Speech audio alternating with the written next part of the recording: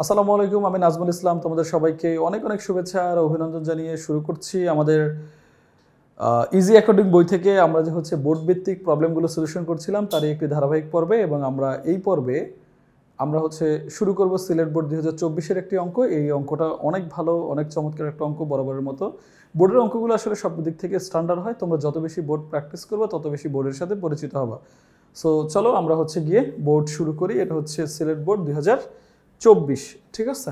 ওকে, তাহলে আমরা শুরু করি। দেখো, সিলেট বোর্ড 2024, ওকে। এখানে ক নম্বরে কি বলছে? প্রারম্ভিক মূলধনের পরিমাণ বের করতে বলছে। খ নম্বরে নগদান ও ব্যাংক বিক্রয় হিসাবের উদ্ধৃত চলমান জেড ছকে করতে বলছে। এখানে মূলধন ও ক্রয় হিসাবের খতিয়ান প্রস্তুত করতে বলছে টি ছকে। তার মানে এই অঙ্কে আমাকে চলমান জেড ছকও তৈরি করতে বলছে, এই অঙ্কে আমাকে টি ছকও তৈরি করতে বলছে। তার মানে খতিয়ান দিয়ে ভরায় রাখছে। এই অতিরিক্ত খতিয়ান দিলে হয়তো তখন আর ভাল লাগে না, বাট নাথিং টু ডু, দিছে যেহেতু আমরা অঙ্কটা খুব ভালো করে করব। প্রথম যেটা আমাদের বলছে সেটা হচ্ছে প্রারম্ভিক মূলধনের পরিমাণ। এইটা খুব চমৎকার একটা অঙ্ক, সবাই দাগায় রাখো।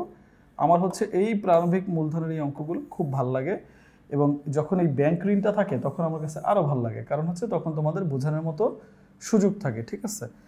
এখানে কি বলছে দেখো, ইলহান ব্রাদার 2020 সালে 1 মে তারিখে কি করছে? এখানে 1 লাখ টাকা নগদ, ল্যাপটপ 45,000 আর 50,000 টাকার ব্যাংক ঋণ নিয়ে ব্যবসায় শুরু করছে।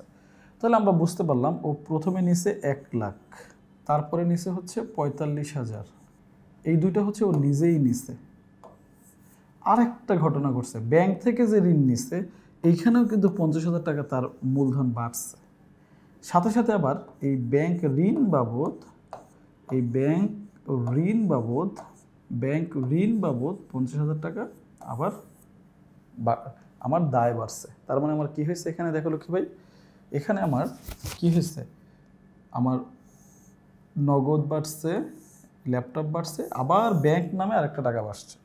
তার মানে যখন ব্যাংক ঋণের কথা বলা থাকবে তখন সবসময় সতর্ক থাকবা যে এই টাকাটা একবার আমার সম্পদে যোগ হবে আর একবার আমার দায় হিসাবে বাদ হবে। এই টাকাটা একবার আমার সম্পদে যোগ হবে আর একবার দায় হিসেবে বাদ হবে। বাট এই ব্যাংক ঋণ বা ঋণ বাদে অন্য কোনো যদি দায় থাকে তখন কিন্তু এটা হবে না। তাহলে আমাদের মূলধন হলো কত? 1,45,000 আর 50, 1,95,000। সেখান থেকে আমরা 50 বাদ দিয়ে দিব, তাহলে হবে কত? 1,45,000 আমার প্রারম্ভিক মূলধন। চলো আমরা একটু দেখে আসি। ওকে, অ্যান্সারটা আমরা দেখে আসি। প্রারম্ভিক সম্পদ দেখছো, এই যে ব্যাংক এখানে চলে আসছে। তারপর হচ্ছে প্রারম্ভিক দায়, প্রারম্ভিক দায় হচ্ছে ব্যাংক ঋণ। তাহলে এই যে তোমার মোট সম্পদ 1,95,000, সেখান থেকে দায় আমরা এই 50,000 টাকা বাদ দিয়ে আমরা 1,45,000 টাকা বসাইলাম। এইটা হচ্ছে আমাদের প্রারম্ভিক মূলধন। প্রারম্ভিক মূলধন মানে হচ্ছে প্রারম্ভিক মোট সম্পদ মাইনাস প্রারম্ভিক মোট দায়। যদি দায় না থাকে তাহলে 0 বসাবো, যদি ব্যাংক ঋণ থাকে তাহলে একবার এই টাকাটা উপরে নগদে বা ব্যাংকে নিয়ে যাব, আর একবার এটা ঋণ হিসাবে মাইনাস করে দেব, ঠিক আছে? এই হচ্ছে আমাদের ক নম্বরের অ্যান্সার শেষ। এখন আমরা শুরু করব, কোনটা শুরু করবো লক্ষ্মী ভাই? এখন আমরা শুরু করব আমাদের খ নাম্বার। আমাদের বলছে নগদান হিসাব এবং বিক্রয় হিসাবটা তৈরি করতে। নগদান হিসাব এবং বিক্রয় হিসাবটা তৈরি করতে বলছে। তাহলে আমরা এখানে দেখি আমাদের এখানে নগদান হিসাব কি কি আছে। নগদে 1 তারিখে আছে, নগদে জামদানি ক্রয় আছে, ব্যবসায় প্রচারণা বাবদ ব্যয়ে নগদ আছে, শাড়ি বিক্রয় করে নগদ আছে। তার মানে আমাদের নগদ আছে টোটাল 4টা লেনদেন দিয়ে আমরা আমাদের খতিয়ানটা করব, ঠিক আছে? তাহলে চলো আমরা শুরু করি। ওকে, তাহলে প্রথমে আমরা নগদান করব, তারপরে আমরা কি করব? বিক্রয় হিসাব করব। কিসে করব? চলমান জেড ছকে। তাহলে আমরা চলমান জেড ছকে করতে গেছি কি নগদান হিসাব এবং বিক্রয় হিসাব। খুব ধীরে ধীরে করাচ্ছি খতিয়ান, তো যেন তোমরা আসলে খাই হারিয়ে না ফেলো, দ্রুত যেন আমি না চলে যাই। তাহলে আমাদের এখানে না এটা চলমান জেড ছকের খতিয়ান মানে করতে গেলে আমাদের কি লাগে? ছক কি? প্রথমে তারিখ, বিবরণ, জাবেদা পৃষ্ঠা, ডেবিট টাকা, ক্রেডিট টাকা, জের অথবা এটার নাম হচ্ছে ব্যালেন্স। ব্যালেন্স, এটা হচ্ছে ডেবিট ব্যালেন্স, এটা হচ্ছে ক্রেডিট ব্যালেন্স। ঠিক আছে, মানে এই ডেবিট পাশটা বড় নাকি ক্রেডিট পাশটা বড়? বড় এটা হলে এখানে, বড় এটা হলে এখানে, শেষ। ওকে, এবার আমরা তাহলে কি করবো লক্ষ্মী ভাই? খতিয়ান করার নিয়ম কি আমরা জানি। আমরা যে হিসাবটা করতেছি এইটাই আমাদের মেইন ফোকাস। এটা যদি ডেবিট হয় তাহলে এটা ডেবিট হইলে এই ডেবিটে বসবে, এটা ক্রেডিট হইলে তাহলে এই ক্রেডিটে বসবে, এই তো কাজ নাকি? ওকে, এখন এইখানে যে নামগুলো লিখি এইগুলো হচ্ছে কি আমার এই যে হিসাবটা আছে তার অপোজিট নাম, অপোজিট নাম লিখি আমরা। ঠিক আছে, অপোজিট নাম লিখি আমরা, বিপরীত নাম লিখি। কি লিখি? অপোজিট নাম লিখি অথবা বিপরীত নাম লিখি। কেমনে সেটা আমরা দেখাচ্ছি, চলো। তাহলে প্রথম যে আমাদের লেনদেন ছিল নগদ এত টাকা নিয়ে ব্যবসায় শুরু, তাহলে ব্যাংক থেকে যেহেতু টাকাটা নিচ্ছে তাহলে এটার জাবেদা কি হবে? দেখো, এটার জাবেদা হবে নগদান হিসাব ডেবিট আর হচ্ছে তোমার মূলধন হিসাব ক্রেডিট। নগদান হিসাব ডেবিট আর মূলধন হিসাব ক্রেডিট, নগদান হিসাব ডেবিট, মূলধন হিসাব ক্রেডিট। তাহলে আমরা করতেছি কি? নগদান ডেবিট, তাহলে অপোজিট নাম মূলধন, নাম এখানে মূলধন লিখবো। ঠিক আছে, তাহলে নগদান যেহেতু ডেবিট, টাকাও ডেবিটে যাবে, ব্যালেন্সও ডেবিটে যাবে, শেষ, ডান। ওকে, এরপরে কি করছিলাম আমরা? নগদে ক্রয় করছি 2 তারিখে, নগদে ক্রয় করছি। যেহেতু আমরা নগদে ক্রয় করছি তাহলে কি হবে? ক্রয় করলে ক্রয় হিসাব ডেবিট আর নগদান হিসাব ক্রেডিট। তাহলে ক্রয় হিসাব ডেবিট, নগদান হিসাব ক্রেডিট। তাহলে এখানে ক্রয় ছিল কি? নগদান ক্রেডিট, ক্রয় ডেবিট, তাহলে অপোজিট নাম ক্রয় লিখলাম, নগদান ক্রেডিট, তাহলে ক্রেডিট পাশে টাকা বসাইলাম। এখন কি হবে? এখন দেখো, যেহেতু আগে ছিল আমার কত? 1 লাখ, আর এখানে যদি আসছে আমার 40,000, তাহলে 1 লাখ থেকে 40,000 কমে এখানে আসে আমার 60,000। বাট যদি এমন হইতো যে এখানে আসছে 1,40,000, তখন কিন্তু এই 1 লাখ মাইনাস হয়ে ব্যালেন্স গিয়ে বসতো এখানে 40,000। সহজ কথা, টাকা যদি ডেবিটে বেশি থাকে তাহলে ব্যালেন্সও ডেবিটে থাকে, টাকা যদি ক্রেডিটে বেশি হয় ব্যালেন্সও ক্রেডিটে হয়। ঠিক আছে, ওকে, ডান গেল। এরপর আমরা বিজ্ঞাপন খরচ করছি, বিজ্ঞাপন ডেবিট, নগদান ক্রেডিট আমরা জানি। তাহলে বিজ্ঞাপন কি হয়? ডেবিট, বিজ্ঞাপন ডেবিট আমরা জানি, তো বিজ্ঞাপন লিখছি। নগদান কি? ক্রেডিট, নগদান কি? ক্রেডিট, টাকাটা কোথায়? এই যে ক্রেডিটে। তাহলে এবারও মাইনাস, আগে ছিল 60,000 এখন 57,000, ডান গেল। এরপরে কি বলছে? আমরা বিক্রয় করছি আবার কত তারিখে? 12 তারিখে। তাহলে বিক্রয় করলে কি হয়? নগদান হিসাব ডেবিট আর বিক্রয় হিসাব ক্রেডিট, নগদান হিসাব ডেবিট আর বিক্রয় হিসাব ক্রেডিট। তাহলে এখানে বিক্রয় কি? ক্রেডিট, নগদান ডেবিট, নগদান করতেছি, তাহলে ডেবিট হলে টাকা এই যে ডেবিটে, আর অপোজিট নাম বিক্রয়। দেন ব্যালেন্স কি হবে? এই টাকাটা ডেবিটে, এটাও ডেবিটে ব্যালেন্স আছে, তাহলে যোগ করে 92,000, শেষ। এই হচ্ছে আমার নগদানের খতিয়ান। এবার আমরা করব বিক্রয় হিসাব। তাহলে দেখি বিক্রয় আসলে কোনটা আছে। 12 তারিখে নগদে বিক্রয় ছিল, 12 তারিখে কিসে ছিল? নগদে বিক্রয়। এই যে দেখো আমরা বিক্রয় করছি, তাহলে এখানে বিক্রয় কি? ডেবিট না ক্রেডিট? বিক্রয় ক্রেডিট। তাহলে ছক তো একই, তাহলে বিক্রয় যেহেতু ক্রেডিট তাহলে এখানে নাম বসবে অপোজিট, নগদান হিসাব। আর বিক্রয় যেহেতু ক্রেডিট তাহলে টাকাটাও বসবে ক্রেডিটে গিয়ে 35,000, ডান, শেষ। এরপরে 18 তারিখে কি ছিল? ব্যাংকে 18 তারিখে কি ছিল দেখো তো? 18 তারিখে ছিল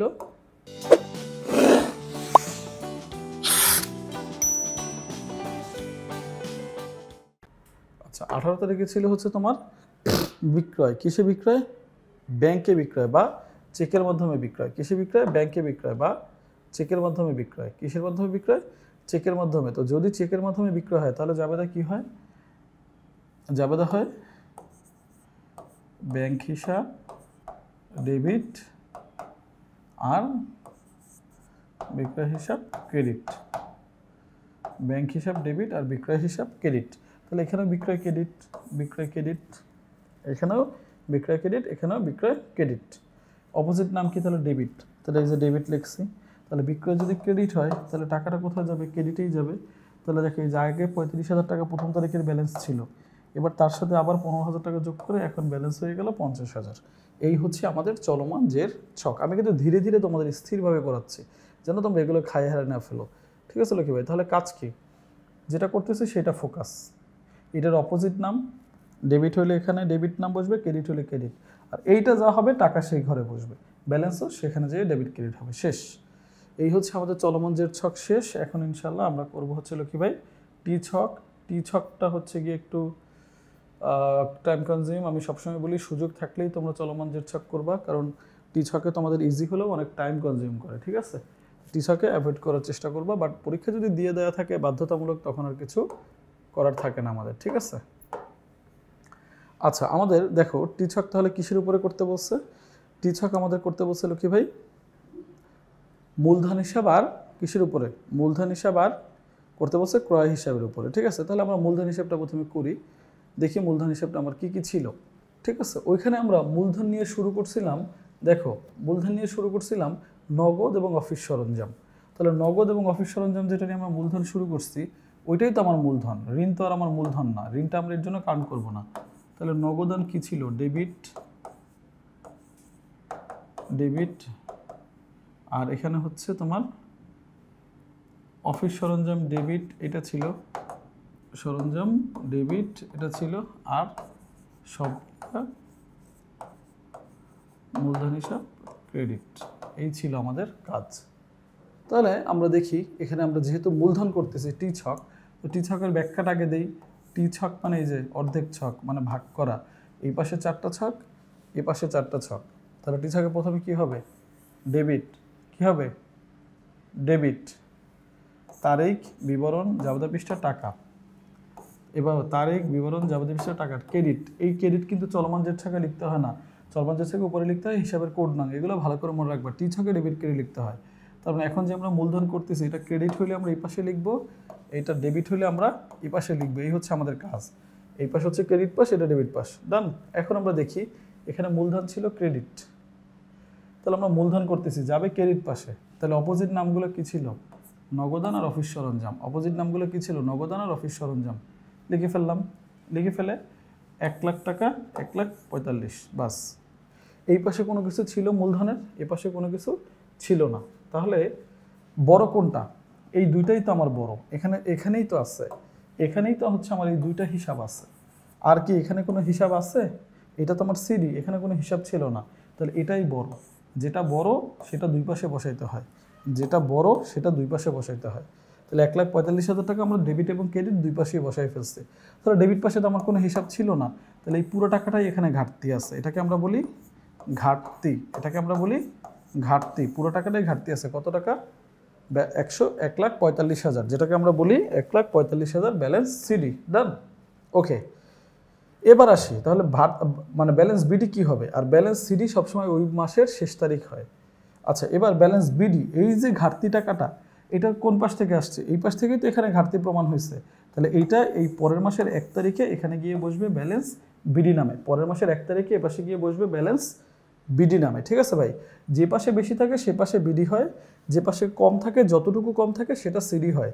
সিডি হয় মাসের শেষ তারিখ দিয়ে, বিডি হয় পরের মাসের 1 তারিখ দিয়ে। এটা পরের বছরও পড়তে পারে যদি তোমার ডিসেম্বর বলা থাকে, ঠিক আছে? এটুকু ফোকাস করিও। ওকে, এবার আসি আমরা ক্রয় হিসাব করব। তাহলে ক্রয় সেম, এই যে ছক, এই পাশে 4টা, ওই পাশে 4টা, এখানে ডেবিট, এখানে ক্রেডিট। এই তাহলে 4টা ছক কি কি? তারিখ, বিবরণ, জাবেদা পৃষ্ঠা, কারণ এটা খতিয়ান করি, এই যে লেনদেনগুলো জাবেদা থেকে পাইছি তাই। টাকা, তারিখ, বিবরণ, জাবেদা পৃষ্ঠা, টাকা, ডান। ওকে, এবার লক্ষ্মী ভাই দেখো কি হবে, আমরা ওই সেমভাবে খুঁজে খুঁজে বের করবো কোথায় কোথায় ক্রয় আছে। তাহলে আমরা 2 তারিখে দেখলাম, দেখো আমরা 2 তারিখে দেখলাম, আচ্ছা আমরা 2 তারিখে কি দেখলাম? 2 তারিখে আমরা দেখলাম যে আমরা ক্রয় করছি, কিসে ক্রয় করছি? নগদে। তাহলে 2 তারিখের নগদে ক্রয় কি হবে? জাবেদাটা যখন ক্রয় করি তাহলে হয় ক্রয় হিসাব ডেবিট, নগদান হিসাব ক্রেডিট, ক্রয় হিসাব ডেবিট, নগদান হিসাব ক্রেডিট। তাহলে আমরা করতেছি কি, ক্রয়, ডেবিট কোন পাশে যায়, ডেবিট এই পাশে যায়, ক্রেডিট কোন পাশে যায়, ক্রেডিট এই পাশে যায়। তাহলে ডেবিট হচ্ছে ক্রয়, তাহলে অপোজিট নাম কি, নগদান। ডেবিট পাশে যাবে, অপোজিট নাম নগদান লিখে ফেলছি, টাকাটা ডেবিট পাশে বসিয়ে দিচ্ছি, শেষ। এরপরে আমরা করছি কি, আমরা মালিক উত্তোলন করছে, কি উত্তোলন করছে, মালিক পণ্য উত্তোলন করছে। তাহলে কি হয়, উত্তোলন ডেবিট আর ক্রয় ক্রেডিট। উত্তোলন করলে ডেবিট, ক্রয় ক্রেডিট। তাহলে ক্রয় এখানে কি, ক্রেডিট। তাহলে ক্রয় কোন পাশে যাবে, ক্রেডিট সাইডে যাবে। এবার অপোজিট নাম হচ্ছে উত্তোলন আর টাকাটা ক্রেডিট সাইডে বসাই দিচ্ছি, শেষ। তার মানে আমরা কি করি, যে হিসাব করি ওটা ডেবিট হলে ডেবিট সাইডে থাকে, ক্রেডিট হলে ক্রেডিট সাইডে, জাস্ট নামটা উল্টাটা বসে। ডেবিট হলে ক্রেডিট সাইড হলে ক্রেডিট সাইড হলে ডেবিট নাম, ডেবিট সাইড হলে ক্রেডিট নাম, শেষ। এবার আমরা দেখব কোন পাশ আমাদের বড়, কোন পাশ আমাদের বড়। দেখো তো বড় কোন পাশ, বড় হচ্ছে আমাদের এই পাশ 40,000, এই 40,000 বড়। তাহলে যেটা বড় সেটাই আমরা দুই পাশে লিখব, এই যে যেটা বড় সেটাই দুই পাশে লিখব। তাহলে এই পাশ যদি বড় হয়, এই পাশে আছে 6,000, তাহলে আবার কম কত, 34,000। এই যে কম যেটা, সেটাকে আমরা বলি ব্যালেন্স সিডি বা ঘাটতি। এটাকে তুমি ব্যালেন্স সিডি লিখবা, বাট আমি তোমাদের বোঝার জন্য বোঝাচ্ছি, এটা হচ্ছে এই পাশে কম আছে, ঘাটতি আছে।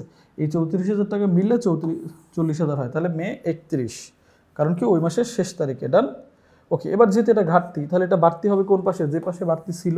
তাহলে এই 34,000 টাকা পরের মাসের 1 তারিখে ব্যালেন্স বিলি দিয়ে এখানে হবে বাড়তি। তার মানে ঘাটতিটা হয় যে পাশে ছোট থাকে, যতটুকু আমাকে ঘাটতি পূরণ লাগে ব্যালেন্সটা সমান করতে হয় সেটা, আর বাড়তি হয় যতটুকু আমার এই পাশে বেশি থাকে। তার মানে প্রত্যেকটা ব্যালেন্স সিডি পরের পাশে এসে হয়ে যায় ব্যালেন্স বিডি, অপোজিট পাশে। আর ব্যালেন্স বিডিটা দেখো এই ব্যালেন্সের নিচে লিখতে হয়, আর সিডিটা হচ্ছে ব্যালেন্সের উপরে, ডান। ওকে, তাহলে আমরা শিখে গেলাম, আমরা হচ্ছে টি ছক, চলমান জেড ছক যেটা ছিল দুইটাই আমরা শিখে গেলাম। টি ছক, চলমান জেড ছক যেটা ছিল দুইটাই আমরা শিখে গেলাম। আমাদের এই অঙ্কে প্রথমে ছিল একটা প্রারম্ভিক মূলধন বের করা, তারপরে ছিল হচ্ছে আমাদের এই অঙ্কে একটা চলমান জেড ছক বের করা, এবং তারপরে ছিল হচ্ছে আমাদের টি ছক। সো আমরা হচ্ছে প্রত্যেকটা অঙ্ক প্রপারলি ভালো ওয়েতে সলভ করলাম। তোমাদের জন্য আমি ধীরে ধীরে বুঝে বুঝে সলভ করছি, যেন তোমাদের কোনো প্রবলেম না হয়। আমি বিশ্বাস করি তোমরা এটা ভালো করে বুঝতে পারছো। সো ইনশাল্লাহ আমরা আমাদের পরবর্তী অঙ্ক নিয়ে তোমাদের সামনে হাজির হব। ততক্ষণ পর্যন্ত তোমাদের প্রতি আমি বিদায় জানাচ্ছি, এবং আমি আশা করি তোমরা যথেষ্ট পরিমাণ ভালো করে পড়াশোনা করবা এবং নিজের ফিউচার নিয়ে নিজে সবসময় কনসার্ন থাকবে, কারণ জীবন একটাই, এটাকে নিয়ে আমাদের উপহাস করার মতো কোনো সুযোগ নাই। সো তোমাদের সবাইকে ধন্যবাদ জানাচ্ছি। আল্লাহ হাফেজ।